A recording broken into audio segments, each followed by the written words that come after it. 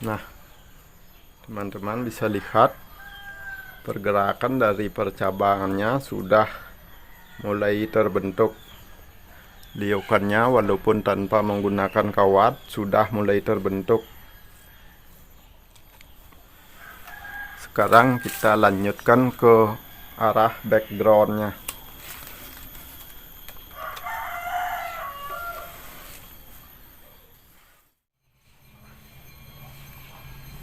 Halo sobat bonsai dimanapun berada. Pada video kali ini saya kembali menangani bahan bonsai loa ini,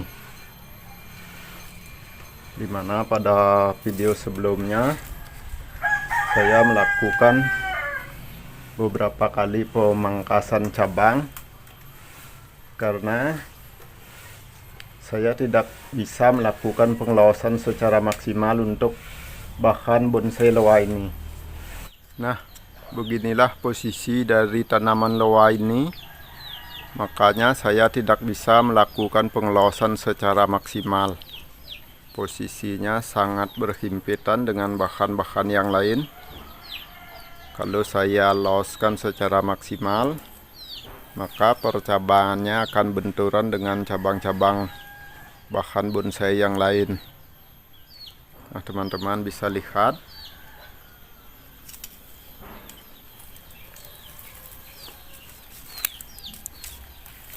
Ini posisinya sangat berdekatan.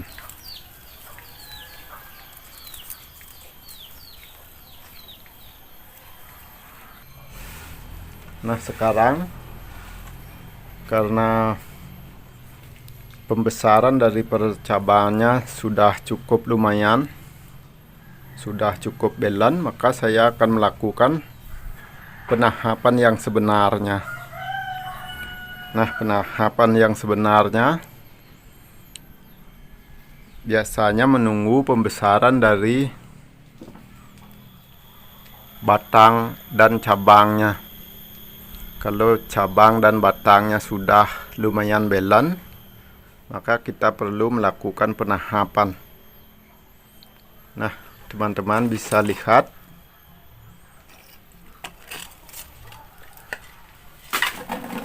pembesaran dari cabang pertamanya sudah lumayan cukup, maka saya akan melakukan penahapan cabang.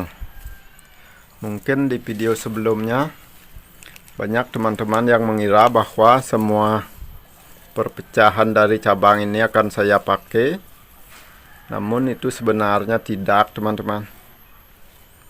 Perpecahan dari percabangan yang rimbun seperti ini hanya untuk menyiasati pengelosan dari bahan bonsai loa ini. Nah, kenapa pengelosannya perlu serimbun ini? Karena bahan bonsai loa ini saya tanam di halaman rumah, di dalam pot, dan posisinya berhimpitan dengan bahan-bahan yang lain. Maka kalau saya loskan cuma satu, itu memerlukan pengelosan yang sangat panjang. Jadi akan benturan dengan bahan-bahan yang lain. Nah, sekarang kita mulai penahapan dari cabang yang ini, teman-teman. Untuk cabang pertamanya, pembesarannya sudah lumayan, kurang sih lagi sedikit, tapi itu kita bisa susul di kemudian hari. Nah, contohnya cabang-cabang seperti ini tidak akan saya pakai. Demikian pula untuk cabang yang ini juga tidak saya pakai. Nah, teman-teman bisa lihat untuk cabang yang ini sangat banyak perpecahannya. Seperti ini contohnya. Sangat banyak perpecahannya karena saya pakai untuk menyiasati pengelosan dari bongol cabang ini. Kalau saya biarkan cuma satu, itu memerlukan tempat yang agak luas. Tapi kalau saya pangkas seperti ini, saya bisa menghemat tempat lebih sedikit teman-teman. Nah, untuk pembentukannya saya hanya melakukan teknik tracking. Saya tidak melilitnya dengan kawat. Saya menggunakan teknik cut and grow. Nah, teman-teman bisa lihat cukup banyak percabangan seperti ini.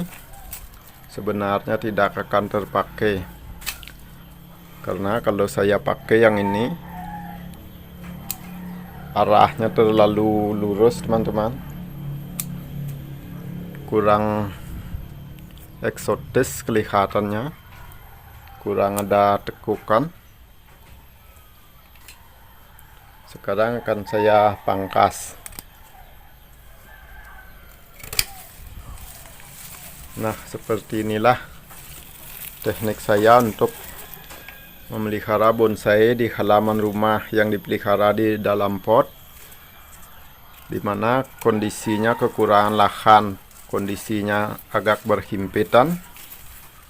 Jadi saya memangkas percabangannya, kemudian saya pecah menjadi banyak. Inilah yang banyak, inilah yang saya los untuk mengejar balance dari pembesaran bongolnya. Sekarang agar ada sedikit liukan, saya akan menahapnya. Ini juga fungsinya hanya untuk ngelos saja, padahal perpecahannya sudah banyak. Nah, teman-teman bisa lihat perpecahannya sudah lumayan banyak, tapi itu saya pakai untuk ngelos bongolnya.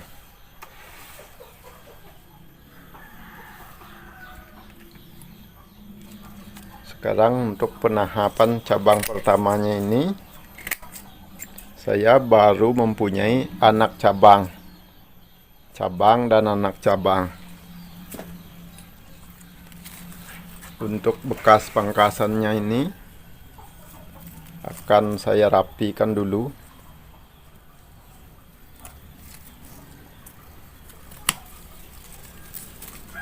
agar nanti penutupan dari kambiumnya lebih bagus.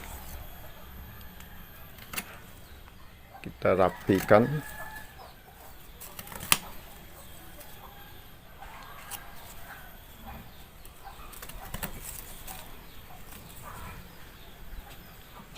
Mungkin banyak teman-teman yang mengira bahwa cabang yang tadi akan saya pakai,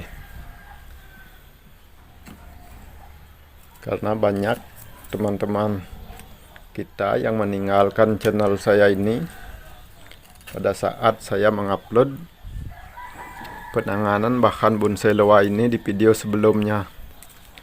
Banyak dari teman-teman kita yang meninggalkan channel saya ini. Mungkin dikira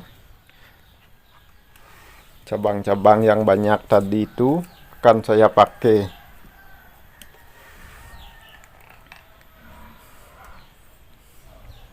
Nah, sekarang saya baru mempunyai perpecahan anak cabang. Demikian pula untuk di cabang-cabang yang lain, saya akan melakukan penahapan.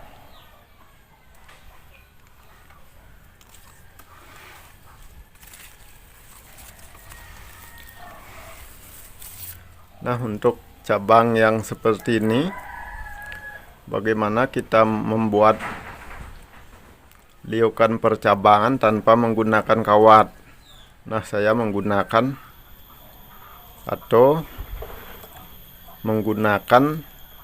kekuatan pertumbuhannya. Kalau kita menghendaki liukan, kita pakai tunas-tunas kecil seperti ini, maka secara otomatis liukan dari percabangannya akan muncul. Nah, sekarang akan saya tunjukkan Seperti itu contohnya. Setelah saya pangkas, maka akan muncul pergerakan percabangan menuju ke bawah. Pergerakan percabangan inilah yang akan saya pakai ke depannya, yang perlu saya besarkan untuk melanjutkan dari perpecahan anak cabang ini. Mungkin kurang jelas. Nah, teman-teman bisa lihat di sini ada sedikit liokan dengan memanfaatkan titik tumbuhnya. Demikianlah teknik kita membuat bonsai tanpa menggunakan kawat. Sekarang akan saya lanjutkan untuk penanganan dari cabang-cabang yang lain.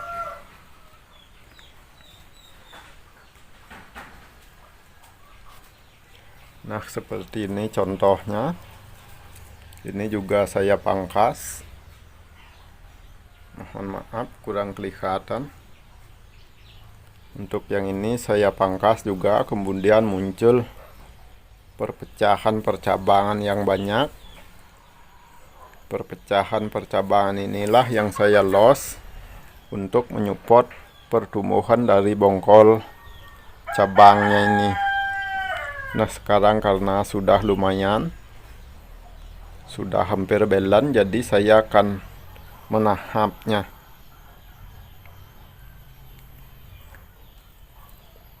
Saya akan tahap di sini. Oh ya, untuk meliukannya ini saya menggunakan teknik tracking seperti ini. Saya bantu dengan teknik tracking.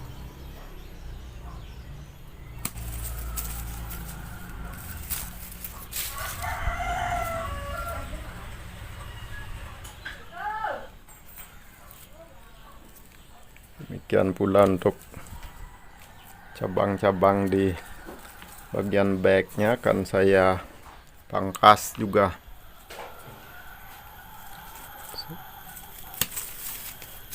Saya akan melakukan penahapan. Nah, ini adalah percabangan di bagian backnya. Karena di sini perpecahannya banyak, bongol cabang dipecah langsung tumbuh 3, itu kurang bagus. Saya akan pilih 2 saja, teman-teman. Kita hanya memerlukan 2 anak cabang, jadi yang lain kita kurang.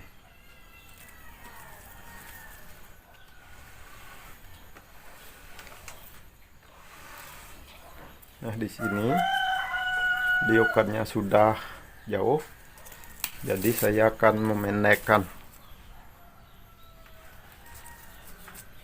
Saya tetap memanfaatkan titik tumbuhnya untuk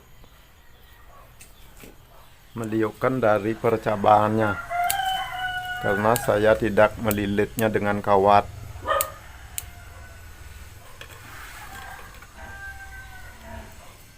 Nah, untuk yang ini terlalu ke pangkal, kita gunakan yang ini.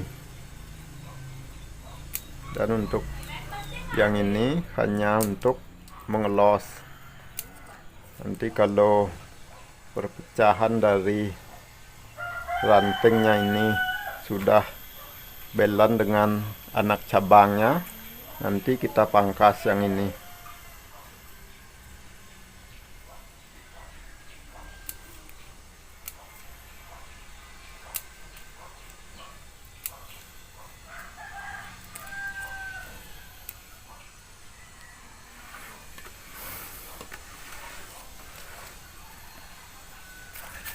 Kemudian untuk ranting yang ini, karena posisinya lurus dengan bongolnya, akan saya pangkas agar terjadi atau terbentuk pergerakan dari anak cabangnya. Karena saya tidak menggunakan kawat untuk menangani bahan bonsai loa ini.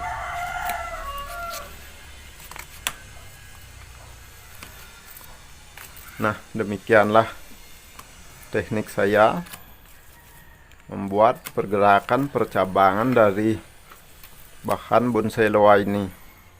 Saya memanfaatkan titik tumbuh dari percabangannya.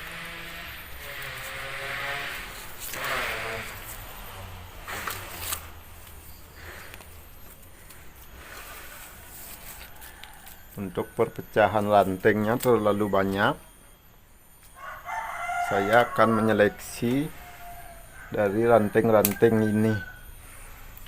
Ranting-ranting yang tak terpakai akan saya seleksi. Untuk yang ini kita kurangi dulu agar liukannya lebih jelas. Dan untuk yang ini tak terpakai,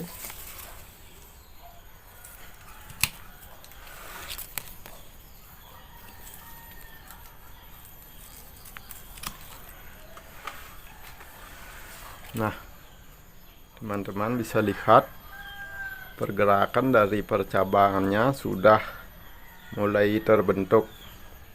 Liukannya walaupun tanpa menggunakan kawat sudah mulai terbentuk. Sekarang kita lanjutkan ke arah backgroundnya.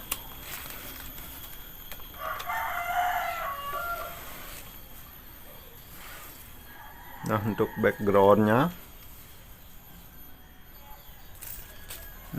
backgroundnya, untuk perpecahan anak cabang yang ini sudah seimbang dengan bongol cabang utamanya, maka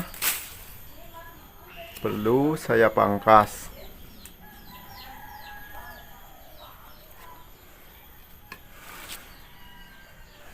Untuk yang ini sudah tidak diperlukan. Demikian pula untuk yang ini akan saya pangkas agar terbentuk perpecahan dari anak cabangnya di sini.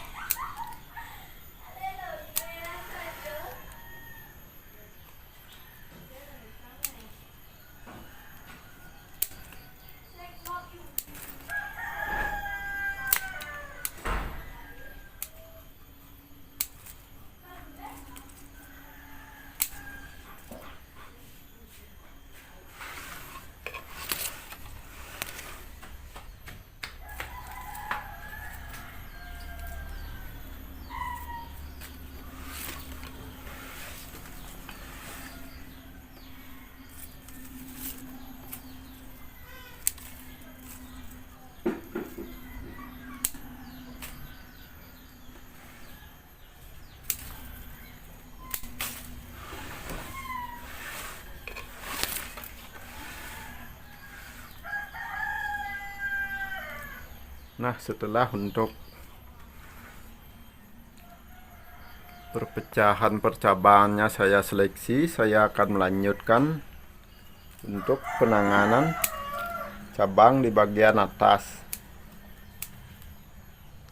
Ini banyak sekali pertumbuhan tunas-tunas liar.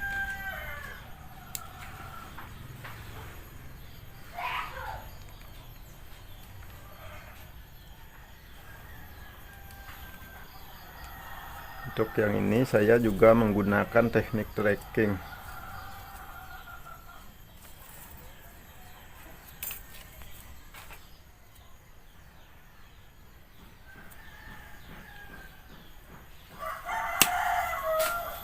Nah, teman-teman bisa lihat sekarang pergerakan dari percabangannya sudah mulai terbentuk. Sudah mulai muncul liukan-liukan dari percabangannya. Nah, untuk yang ini akan saya pangkas di sini dulu.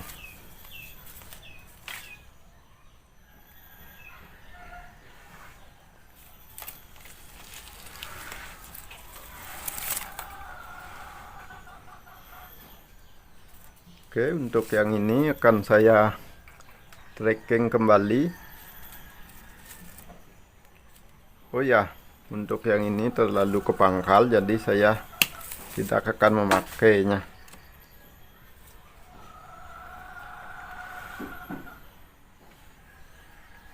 Dan untuk cabang yang ini saya juga men-trackingnya dulu.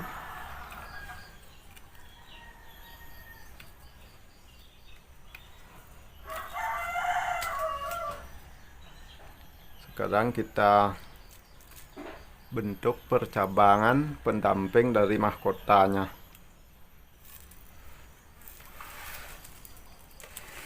Di sini juga sama. Saya hanya membentuk perpecahan dari anak cabangnya.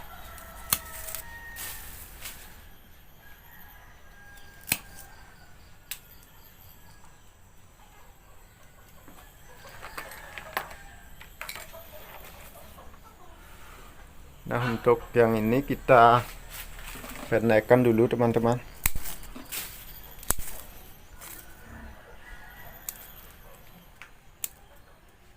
karena sudah lumayan jauh.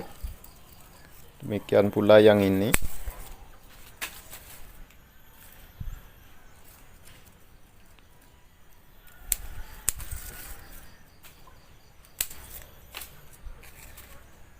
Kita mulai membentuk perpecahan dari anak cabangnya. Kita liukan perlahan dengan memanfaatkan kekuatan tumbuhnya atau titik tumbuhnya. Nah, ini akan saya pecah lagi menjadi dua, akan menjadi ranting.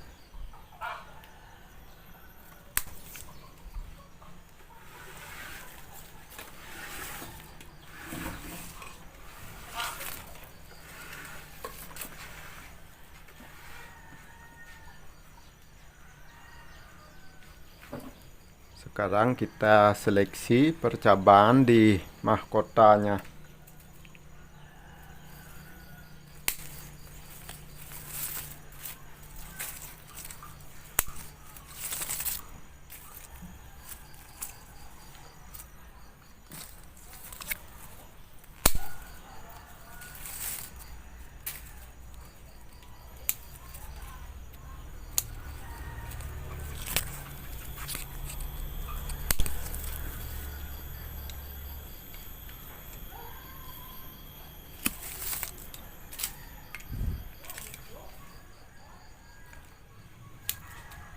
Kita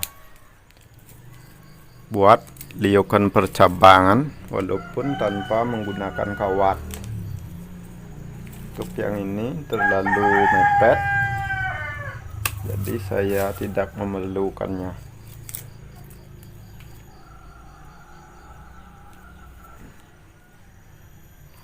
Untuk mahkotanya kita press pendek dulu teman-teman,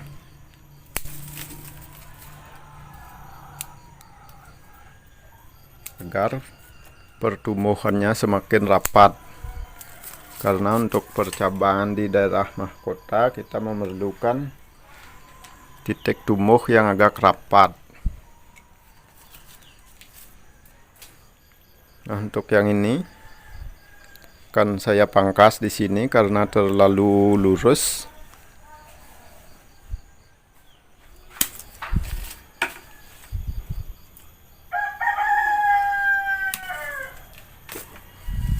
Saya akan manfaatkan tunas kecil ini untuk menjadi anak cabangnya, agar terbentuk liukan yang agak halus. Kalau yang tadi saya pakai bentuknya terlalu lurus. Kalau cabang-cabang bonsai terlalu lurus, itu kesan tuanya kurang dapat. Karena seperti yang kita ketahui, bentuk dari percabangan pohon tua itu biasanya cenderung meliuk. Nah, untuk yang ini saya pangkas dulu. Mungkin ini akan diulang karena arahnya kurang bagus.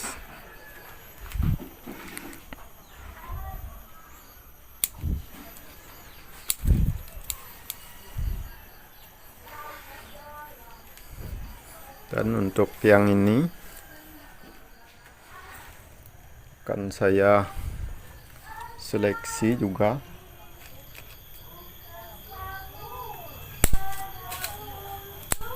Kita pendekkan dulu.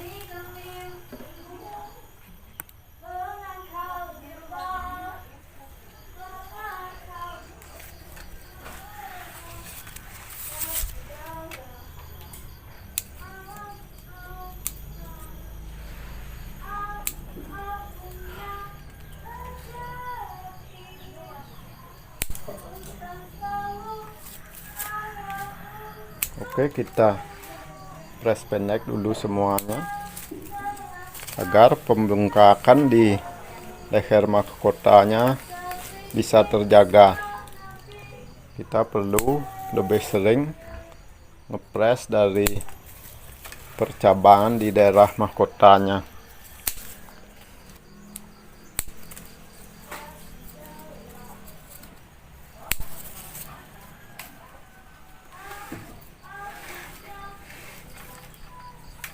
Nah, di sini perpecahannya sudah banyak.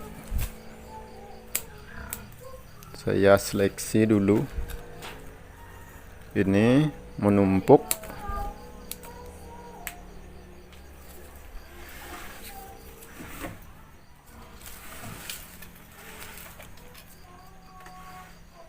Oke, untuk yang ini saya pangkas saja.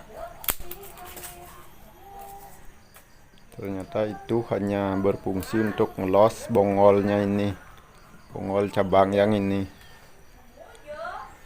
Sekarang untuk yang ini kita pangkas lagi agar muncul perpecahan lebih pendek.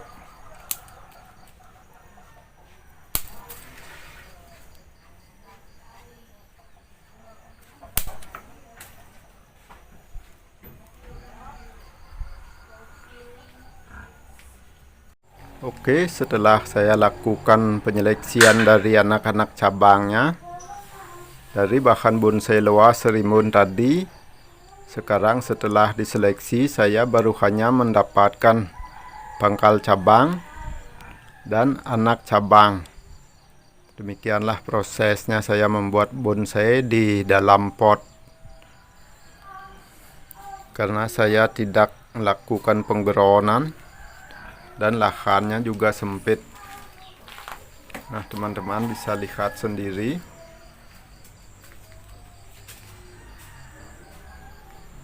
Bentuk dari tanaman loa ini. Oh ya, tanaman loa ini adalah hasil dari gabung batang.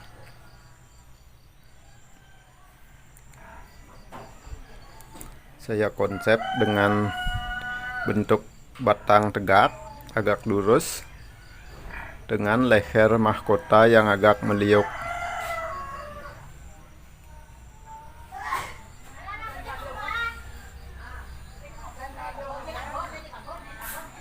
Oke, demikian dulu penanganan dari bahan bonsai loa ini.